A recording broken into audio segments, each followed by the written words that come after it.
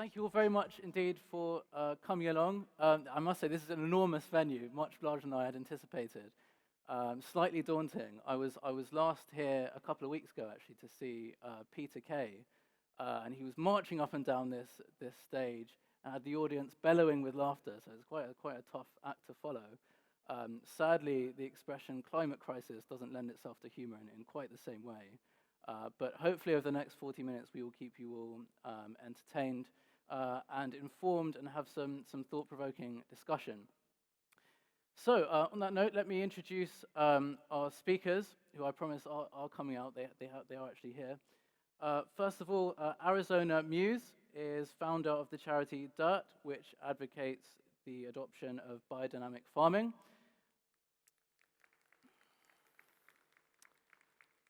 Caroline Cochran is co-founder of Oklo, a California-based business which develops next-generation fission reactors to produce clean energy. Bryony Worthington serves as a member of the House of Lords and was lead author in the UK's Climate Change Act. And Erik Solheim is former executive director of the United Nations Environment Programme. So thank you to all four of you for coming along today. I wondered if I might start the discussion with sort of a very open question, which is just to sort of gauge each of your moods on where we are with net zero, a sort of a vibe check, if you will, ranging from I'm very confident, I think the world is on track to meet its net zero commitments, we might even meet them early, ranging from that till, oh my God, this is a serious crisis, no one's taking it seriously, what are we going to do? I'm in a state of panic. So each of you, where do you find yourselves on that spectrum? Perhaps I can start with you, Arizona. Sure. Hello, everyone. So net zero, to me, says in the words that it's talking about carbon. And right there, I find an issue, because the climate crisis, the ecological crisis, the social crisis that we are living through today, it is not purely a carbon issue. Even if we were to sequester all the atmosphere's extra carbon tomorrow into soil, say, we would still be in a crisis. So if we're only going to focus on reaching net zero carbon emissions, we're going to continue to see an issue and degradation of the planet that we live on. And so I would like to see the narrative change to include biodiversity increase, to include water pollution, addressing that issue, to include pollution in the air, to include the social crisis and poverty. There are so many other things that are all so interlinked that it's difficult to extract one, like carbon, and say, let's solve this problem by 2050, because if we get to 2050 and we've only solved the carbon problem, we'll be in a real problem. And Karen, where do you find yourself? Arizona put it really well. I always want to bring up biodiversity and plastics and other things, but looking just at carbon, I guess in short, my answer to your question would be, I think we are not on the progress that we need to reach net zero, but I have optimism that with certain things that I've seen and things that we're working on, that can be achieved. So I both think we're dramatically off course, but it can be achieved. Brian, what about you? I think I oscillate between hope and despair, like most people who've been tracking this for a period. When I speak to empirical scientists who are out there measuring what's happening to the biosphere, to the planet, I feel more despair, because you can see the fear in their eyes. Things are not happening as expected, and we've probably run out of time to have a safe landing. But the hope comes from meeting entrepreneurs, meeting people who are investing their time in solutions, and realizing that over the years that I've been tracking this, the number of people now engaging on it has risen exponentially. And just as the climate can change in a non-linear way, our response can change in a non-linear way. So I'm looking forward to that exponential response into the solutions. And Erik? I think it's fairly obvious that we are not on track to net zero. We will only come to that track somewhat later when we know more and have better technology. But I think there are amazing positives at the moment. A lot more is happening than people get to understand from the media. And I see two main sources of hope. One, I'm sorry to say, right here in Europe, one is Asia. I mean, China is now between 60 and 80% of solar energy in the world, wind power in the world, hydropower in the world, electric batteries in the world, electric cars in the world, and high-speed rail. One nation alone is now so far ahead of the rest. We need to get up very early in the morning in Europe and in the United States if you want to compete with China. Unfortunately, not just China. In India, Prime Minister Modi is launching green initiatives by the day.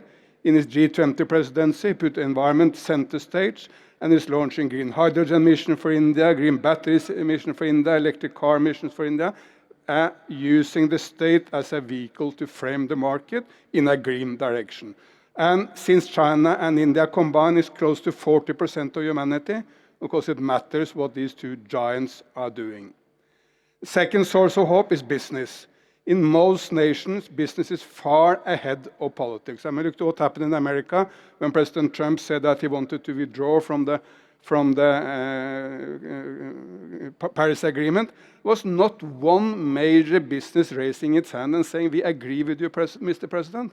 All of them, I mean, Google, Microsoft, Amazon, you can name them all, they said, we happen to disagree with you on this matter, and we will move towards carbon action, even if Washington is not supporting us. And look to Indonesia as a prime example. Indonesia is the second biggest rainforest nation in the world.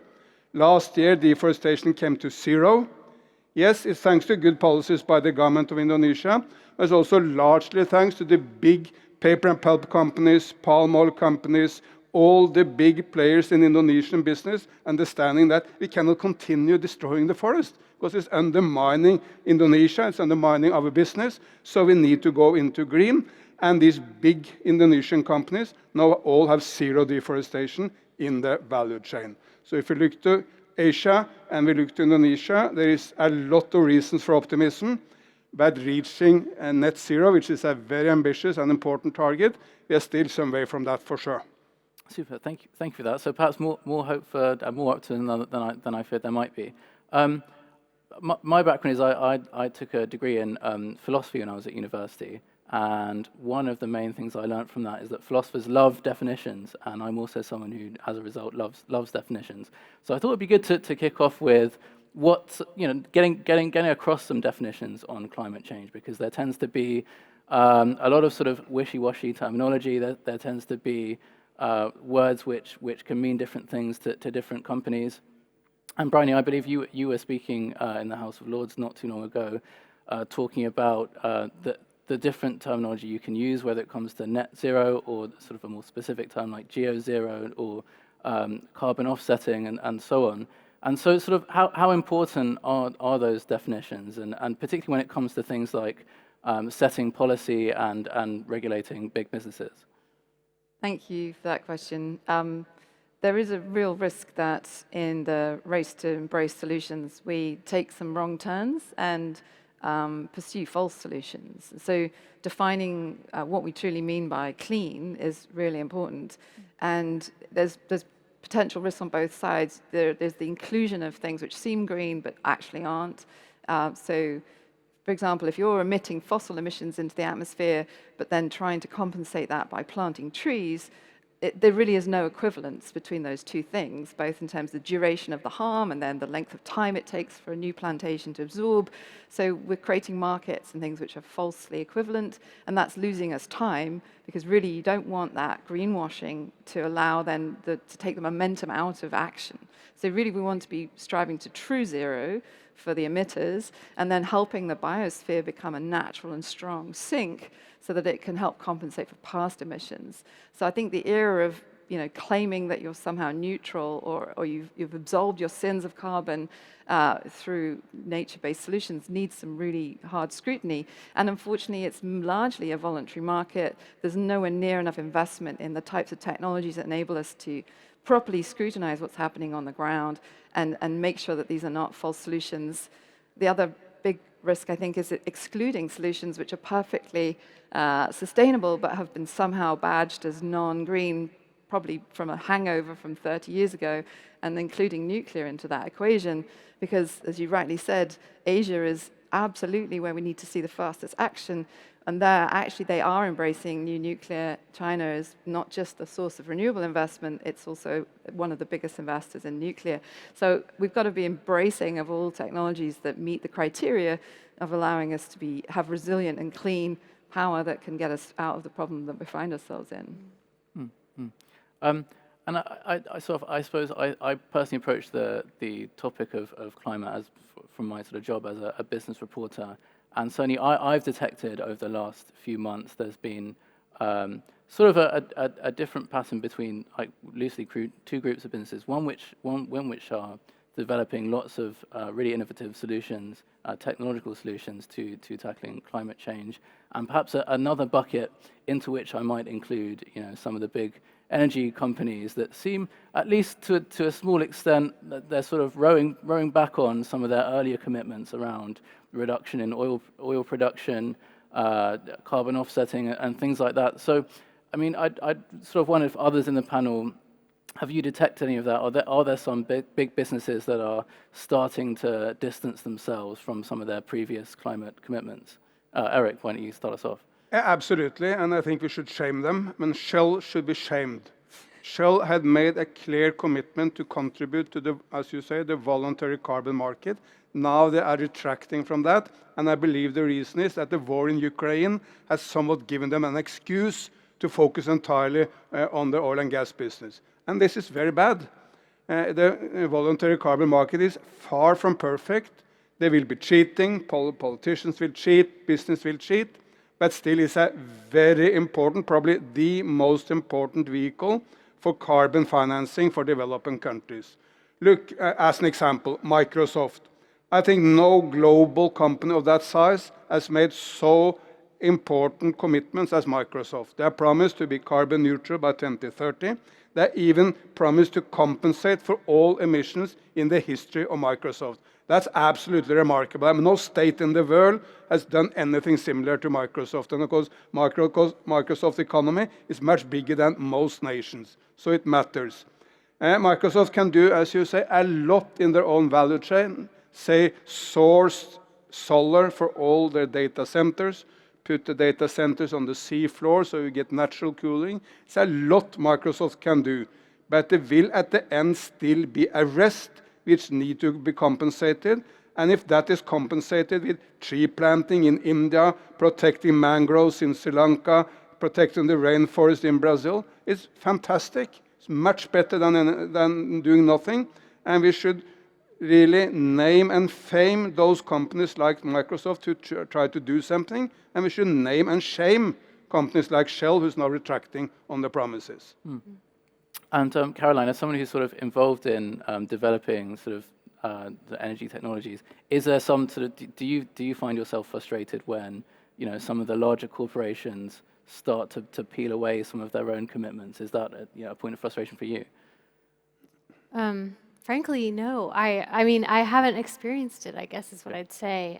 We are lucky to be working with companies like Microsoft and other large companies that are really trying to decarbonize, especially their data centers, like you were mentioning, which are huge and growing. Of course, a big topic at this conference is AI, and just projecting forward the energy needs of that. I think there's a real sober look at what needs to be done in order to have 24/7 clean energy all the time, and not just for carbon, but for the whole life cycle of emissions. And I think that's encouraging. So I guess I haven't experienced that, because what I'm offering to companies, they come to us to buy power. So I'm less often impacted by or seeing them retracting from those things, because the people reaching out to us are actively trying to do that. And Arizona, one of the things I've been sort of reporting on in the last few months is some companies, including sort of fashion retailers, who've been accused of greenwashing, where they claim that they are using ethically sourced materials, where that claim doesn't necessarily stand up all the time, and there are some sort of regulators in the UK looking into that. Is that a sort of a point of frustration for you? Absolutely. I come from fashion. I've been a model for a long time, and that's where my own environmental activism began, when I realized, after having been a model for 6 years, that I didn't know anything about where clothes came from. And it was a shock to me. And I thought, wow, how strange. I'm in the core of this fashion industry because I got very lucky. My career went really well. I was in the design rooms of all the biggest fashion names that you know, doing campaigns and shows for them. And nobody around me understood really where do these products come from, who made them. So that for me was the beginning of my learning journey. And this was now 9 years ago. As you can imagine, I've learned a lot of things about the fashion supply chain, and it turns out I'm quite nerdy about supply chains. I absolutely love them. I want to know everything about every single material, where it came from, who touched it, how well they were paid, did they have children, all kinds of things we get to learn. And these are the stories of the world that are told to us through materials and through supply chain knowledge. I think it's really important. I wish that we were all very, very highly aware of supply chains, because there's a supply chain behind absolutely everything. Anything that you can point at, any object, or that you can use in your life, it tells a story. Usually it's mined or grown, the materials. So we think of our food as being grown, don't we? But what about your jeans? What about your shoes? What about your rug? What about the wood in your table? That was all grown for us too by farmers. Even wood, which we think of as being coming from a lovely forest, it's actually a tree plantation. If it's sustainably harvested, if it's a forest, then it means it's kind of old growth forest, and we really need to leave that one aside. But if it's been sustainably grown, that means it's a tree plantation. It means it's a monoculture of one species of tree. This is not a forest. It attracts insects because it doesn't have biodiversity. To manage multiple populations of insect species, it attracts usually one type of insect. Then they overpower, then you need to spray them with chemicals. So a tree plantation is actually a chemical farm. And we need to know this when we order wood for our windows or our floors. It is a part of a really long supply chain. So in fashion, speaking about fibers like cotton or wool and all of the stories that I was learning about these materials, nobody was talking about them. It was all just hushed and opaque, and maybe the product development team knew about the stories, but nobody in media was talking to the product development team. They were talking to the head designer. And the designer was so siloed away that you can see how this opacity happened in this industry. And what's changed that's really positive is that now everyone's talking about it. And that's great. Compared to 9 years ago, we have so many conversations about how to become more sustainable in fashion. What happened alongside all those conversations is that a lot of greenwashing started. And greenwashing, I term it as being talking about something and applauding yourself for something that you haven't even done yet. So I hear a lot about ambitions and targets from fashion companies who go, in the future, we would like to do this, is essentially what they're saying when they say our target is to be X by X. That means I want to do it one day. And that's useless. I don't want to hear it. I would like to know the same things in my inbox, I must say. Yeah. I'd like to know about the things that you've already done, and I'd like to be told the truth about how you did them. And that is where we need to be. It's okay to have a roadmap. Of course, have a roadmap, make a plan about the future, but don't applaud yourself and don't announce your roadmap. Announce on a big stage, announce what you've done, announce your achievements. And I think we'll be in a much better place in our industry when we start to do that rather than the pure greenwashing. Bryony, perhaps on that point about setting sort of concrete targets and achievements, since you've been involved in sort of the drafting legislation on climate change, when you look around the world, what are some of the examples of governments that have set a very good sort of gold standard on climate regulation, and also some examples that aren't so good? You know, maybe markets that don't work very well, or schemes that have failed, or on things like that. Thank you. So I see the world in sort of 3 buckets, if you like, and the block that needs rules and laws the most is Europe, really. We're quite an old economy. We've got a lot of power sitting in the incumbents. And to move through our economy, you need good laws, good regulations. And so Europe's been at the forefront of trying to work that out. Some things have worked, some things not so well.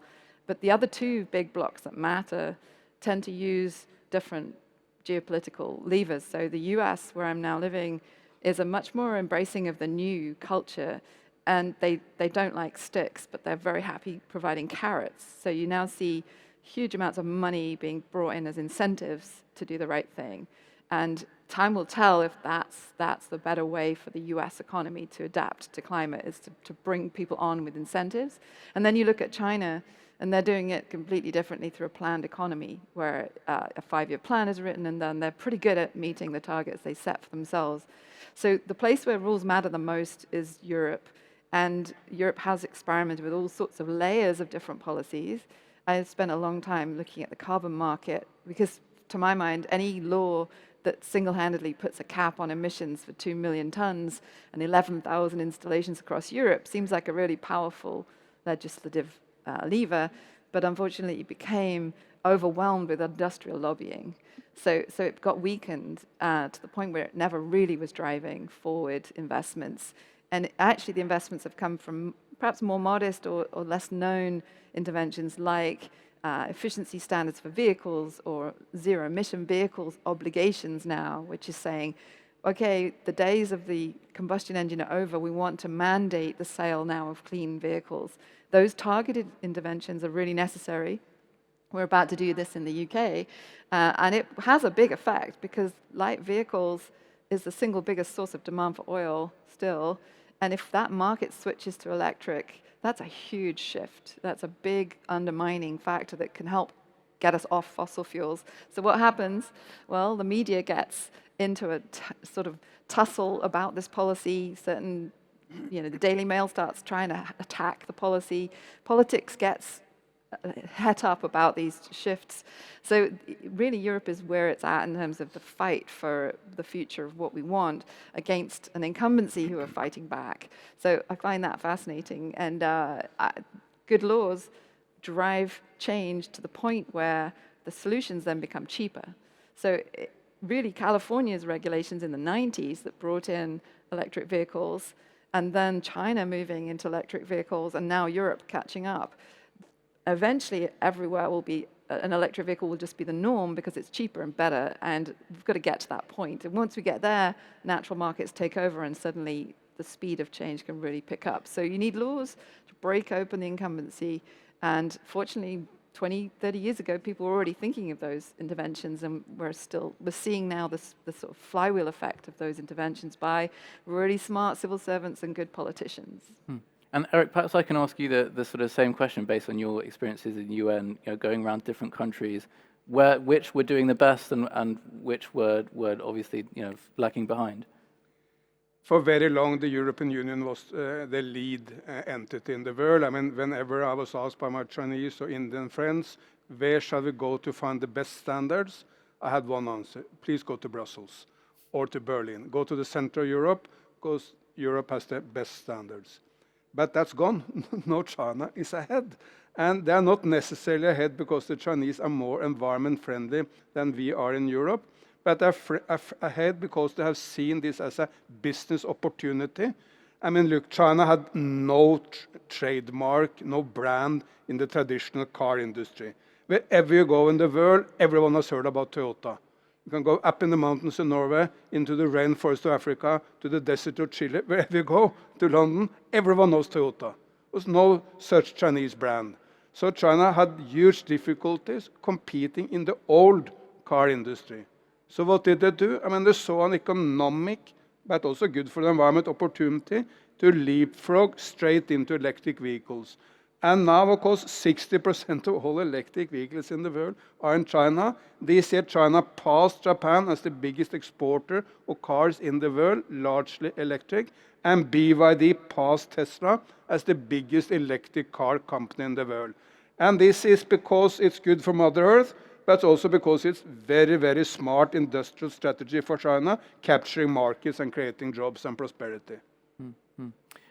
We spend a lot of time sort of talking about setting global standards, reaching global objectives. Is that, in your view, perhaps I'll open this up to anyone, is that still the best way to do things? Because as you said, Erik, it's the case that a lot of corporations are actually way ahead of where governments are on things. And is it still worth having sort of global climate summits when eventually these sort of targets get watered down until sort of the common denominator? Bryony, perhaps I can ask you first. Well, it's a global problem, so we absolutely still need global rules. But I think, I mean, I don't. Yeah, I think the COPs, as they're held under the UNFCCC, have probably, reached a natural end of their content. We've got the Paris Agreement, but we've got lots of other interventions that we could make at an international level, and whether that's looking at methane emissions specifically, and perhaps taking a more regulatory approach to that. I mean, we shouldn't just assume everything should be done under one solution. I think the UN is capable of many interventions. We have a separate treaty on shipping and aviation, for example. Those should be engines for change. In fact, they are now engines for change. And I think we've just got to look again, and the plastics treaty is another good example where a new initiative has come from the grassroots to say, plastics is a global problem. We need a legal framework to address it. There could be something similar that emerges around food and agriculture that's sectorally specific, and you get the agriculture ministers in a room, not necessarily environment ministers. So the UN is capable of legislation along many of the sectoral shifts that we need to see. I think I'd love to see us also address the supply side of fossil fuels. Most of what Paris and the UNFCCC addresses is the demand side, the kind of use of fossil fuels. But on the extraction side, we've found and we have enough fossil fuels now to blow any kind of safe climate budget. And yet, you still see very wealthy countries like the UK, like Norway, continuing to exploit for more fossil fuels. And the reality is that is a decoupled conversation from the demand side conversation. And if we had a treaty that limited the exploration and the continued exploitation of fossil fuels, that would be a great complement to Paris. Because unfortunately, people make markets. If you allow the supply side to continue exploring and extracting more, they'll find people to buy it, and the prices will fall, and it'll be harder to get us off fossil fuels. So for me, there's absolutely a need for really international negotiations, but maybe on a different set of questions than perhaps were thought about in the 90s when we invented the UNFCCC.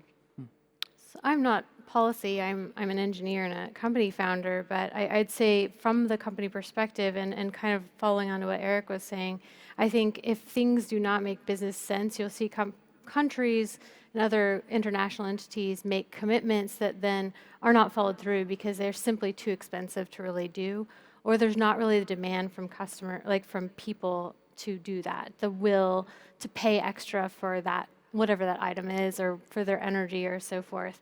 And so I think it has to make economic sense to really move the most quickly.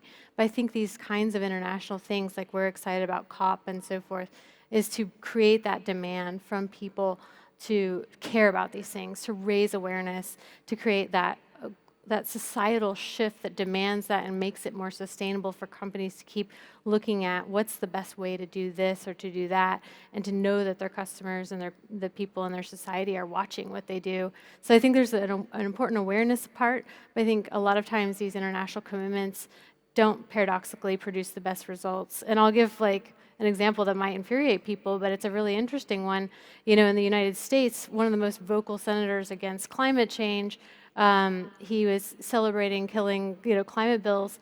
But ironically, the things that he supported, natural gas and nuclear power, natural gas by far was the source of the biggest emissions reductions over that 10 years in the United States because of the switch from coal to natural gas. Now, there's a lot of complication to that, but it's interesting because people might celebrate emissions reductions, but not look at where it's coming from, and is it really, the things that look the most green, or is it maybe more practical solutions partnering with that?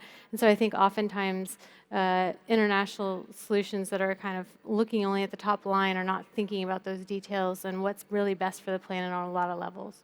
And could I also ask you, Caroline, on the sort of point about developing clean energy technologies? There's sort of, I suppose, a lot of hopes on getting to net zero are pinned on the sort of future development of more technologies. Is it the case that right now where we are today with the sort of technology we have that we can still get to net zero, or do we need more innovations ahead? And if so, is it reasonable to expect the technology sector to sort of pick up all the slack, or is there other stuff that needs to be done? That's such a huge question. We've seen and obviously I work in fission technology, so we've seen nuclear power deeply decarbonize a major developed country, that is France, over the course of 20 years.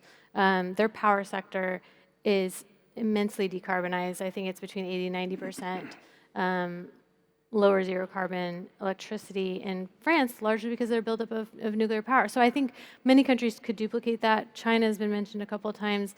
They're building 50 nuclear power plants. It doesn't have to all be nuclear, but I'm just saying there's at least one technology that already exists that can allow for deep decarbonization, at least of the power sector. Obviously, it's much more complicated. What about transportation fuels? What about methane? What about all these other environmental pollutants too? So I think, I'm not saying there's one nail and one hammer for that nail, but I think there's technologies that already exist. We just have to deploy them, and sometimes it's a matter of political and social will. Super. Erik? If you ask whether I'm optimistic when it comes to the climate talks, the answer is very simple, no. And the reason is that the incentive of the talks is the wrong. The incentives of the talks is diplomats winning diplomatic victories. Look, I mean, when the UK hosted in Glasgow, I think UK, even Boris, which may not be the most popular politician in the UK, I think he did fairly well. But the big quarrel in Glasgow was, shall we phase out or shall we phase down coal? Absolutely zero importance for the world outside, zero. Still, some diplomats were crying on TV because they lost the argument in that crazy debate. Some people there even blamed India for the climate emissions. Look, American climate emissions up to this point are 25 times Indians per capita. And still some people were running around blaming India to score some political games. That leads us nowhere. Where is the hope? That's in the technology and let's call it the political economy. You need governments to regulate markets, to set the rules, to drive the vision, but then leave it to the companies to do it. And I'll give you one example. The biggest catastrophe of all climate talks was in Copenhagen in 2009. I've been to nearly all of these talks, but I was in Copenhagen. We went back home, everyone completely disappointed and disillusioned.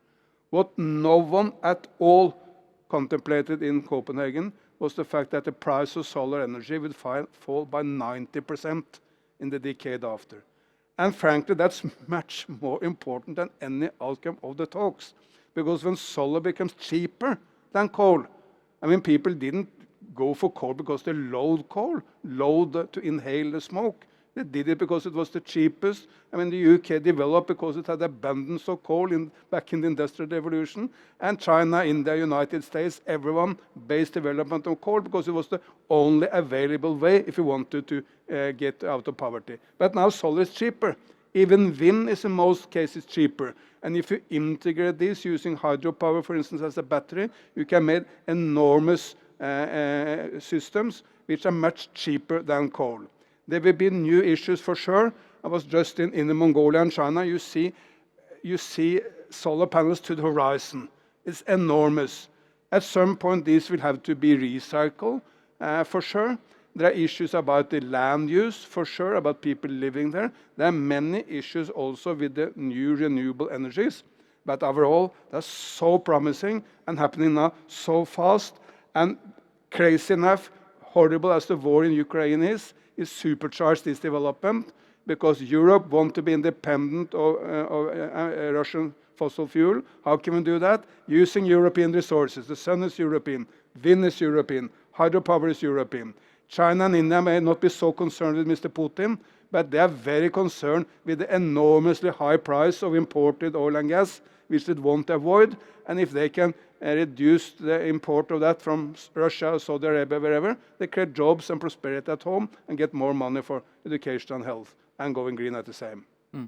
Super. Well, we are very swiftly running out of time, I'm afraid. But on that optimistic note, we'll have to end there. So thank you all to all my four panelists for coming along. Thank you very much. Thank you.